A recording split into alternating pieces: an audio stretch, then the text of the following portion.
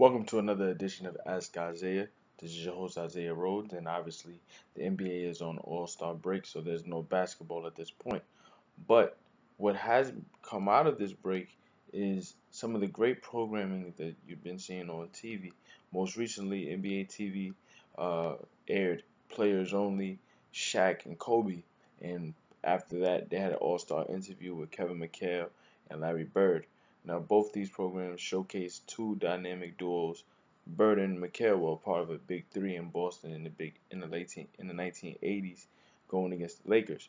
But these two uh, interviews showcase the different dynamics between both relationships, and I think it's really intriguing in terms of how you can see players that play together for so long, but still don't necessarily know each other and what makes each other tick. So some of the questions that were asked, most most by Shaquille and most by Kevin, in regards to how how both of them, how both the duos were able to play off each other and win at a high level, but still figure out individually what drove them. For Kobe and Shaq, especially growing up as a fan of the game, I was always interested in to see how the dynamic led to one getting more recognition than the other, because Shaquille O'Neal, especially in the early 2000s, was the most dominant and most physically imposing player the league ever seen. And because of that, a lot of people felt that Kobe was riding the coattails of Shaq. I was one of those believers, and to a degree, you would say it was so, but Shaq couldn't win without Kobe, and Kobe couldn't win without Shaq. Kobe needed Shaquille, especially at the younger age, to be able to mature and figure out his game, while Shaq was the more stabilizing presence. But Shaq needed Kobe in terms of his perimeter prowess and how to be able to balance his bad free throw shooting with Kobe finishing games in the fourth. They address all of these things in the interview, but also the dynamics of Kobe maturing at a faster rate because he's playing with Shaq, and him maturing at that point, wanting to be the best on the team, the best in the world, and that dynamic of whose team is it starts to come into play. Once Shaq works his way into shape and figures out, okay, I'm ready to really play now. A lot of the times the Lakers had to reel Kobe back in, but the whole time Shaq was working his way into shape, Kobe was the one dominating. So it was very difficult to tell a young player trying to prove himself to reel it back in. Kobe says, okay, I want to do what's best to win championships. But the minute you start to win enough championships and you start to, explore your game, now it's hard to cut that off. So Kobe and Shaq always had to battle for that. In contrast, Kevin McHale clearly understood whose team it is. It was Larry Bird's team, and they played well together. But I think for McHale, he was always, and he expressed so, he was always, in awe of how Larry was able to lead the team, make his teammates better, but also maintain that superior confidence and let others know that he was always top dog. And those are the things that, in these particular interviews, that you realize how calculated these players are.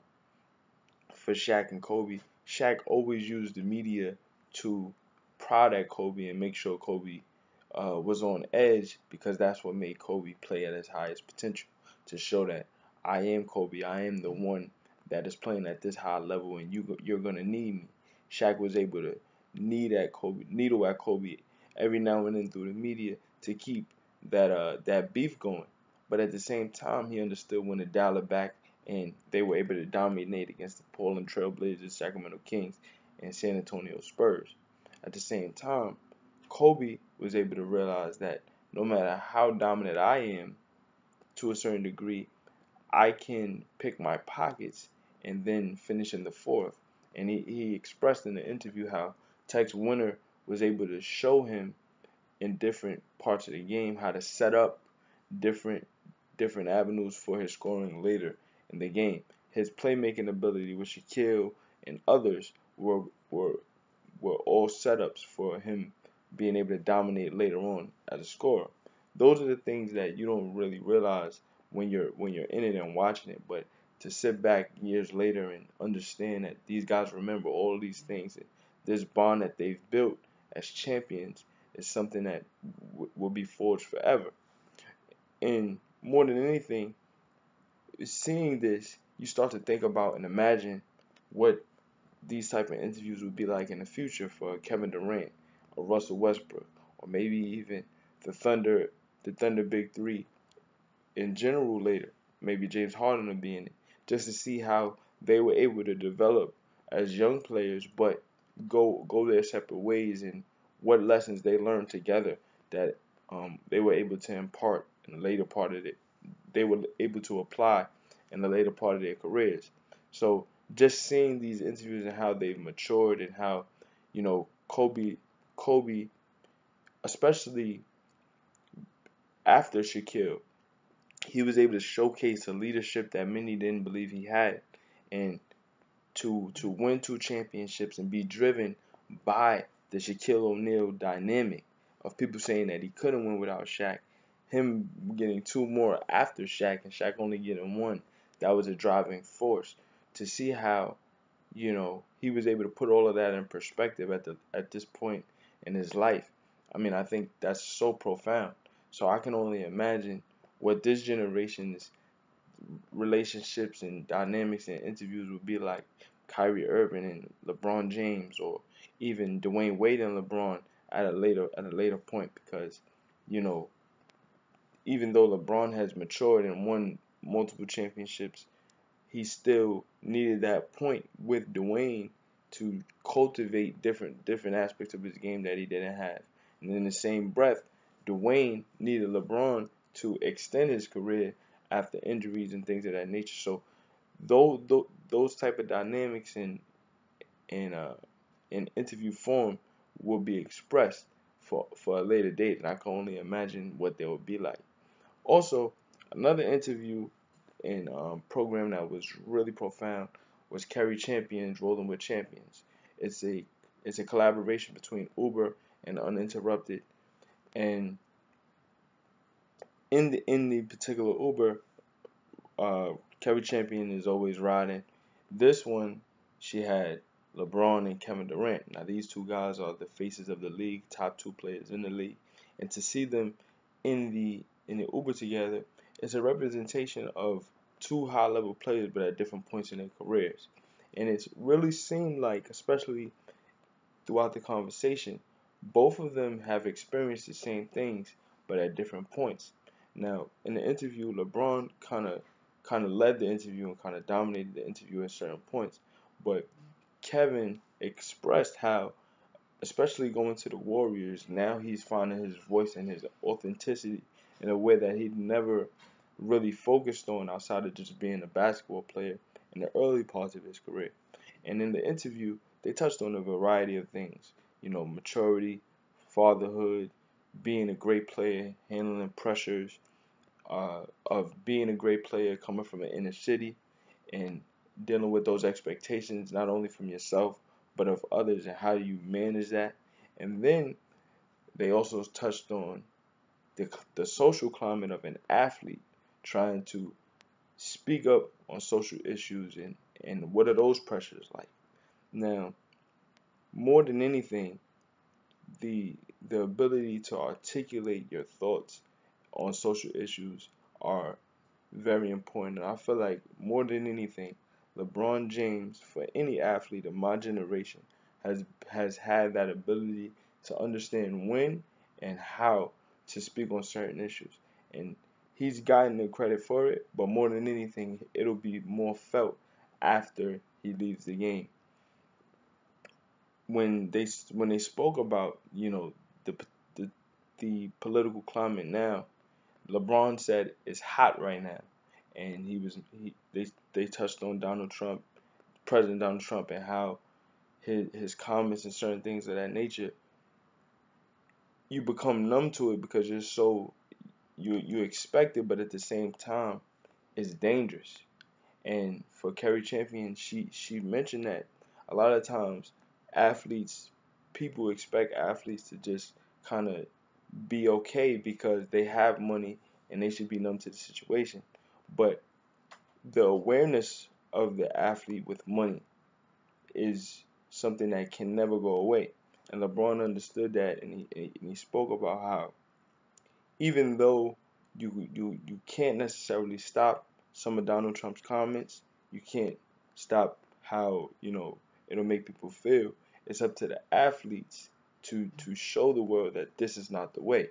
And he mentioned how growing up as coming from an inner city, a lot of times you look to the the best athlete, the best musician, and you can look to the president of the United States to draw inspiration from.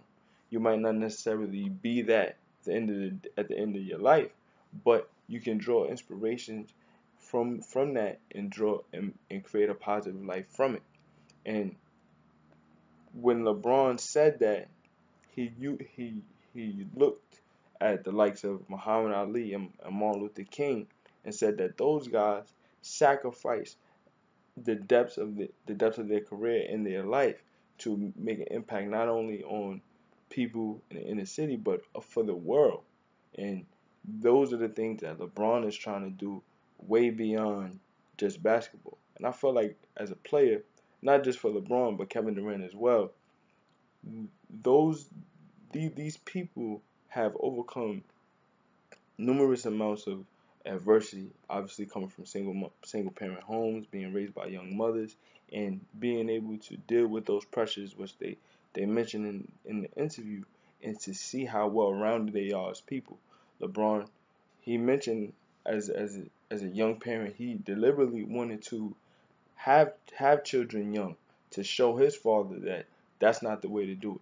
He grew up without a father, but to see how polished he is and articulate he is, what he's been able to provide for his family and other different things in the community, providing scholarships and just having that voice and utilizing it beyond just selling products. Those are the things that people will attach to you beyond just your athletic prowess. And both of these guys are are some of the greatest athletes in the world. But I think more than anything, that's a reflection of how well rounded they are, and they should be commended to that. Now, after this particular interview, of course, it's going to be blasted on the internet. It's going to go viral just because it's Kevin Durant and LeBron, period.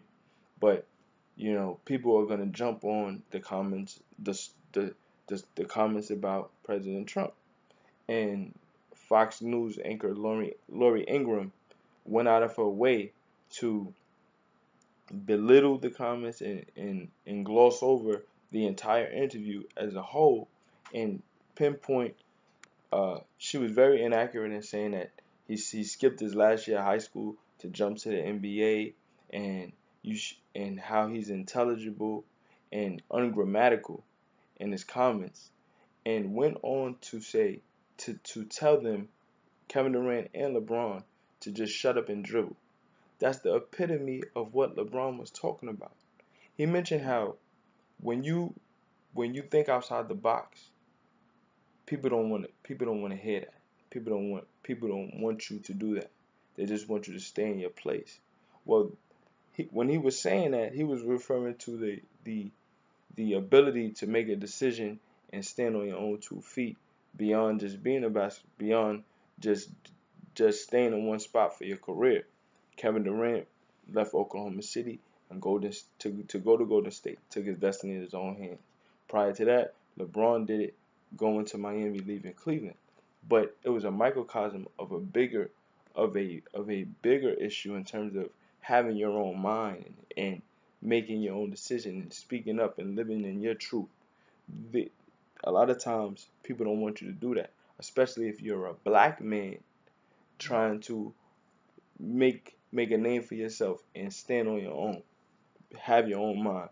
That's what Muhammad Ali did.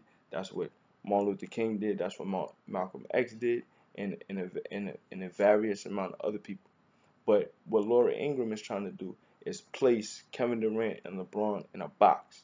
And the epitome of what she did, what she tried to showcase, only revealed what the small pocket of people who listen to her feel about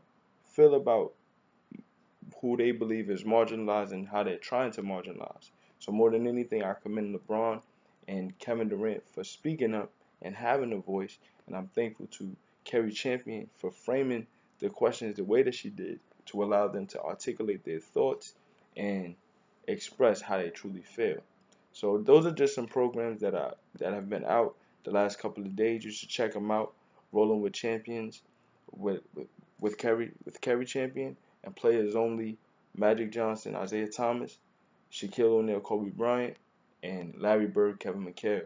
This is Ask Isaiah. Thank you for your time. Subscribe, like, love, leave a comment. Let me know what you think about what I said. I'll be back. Over and out.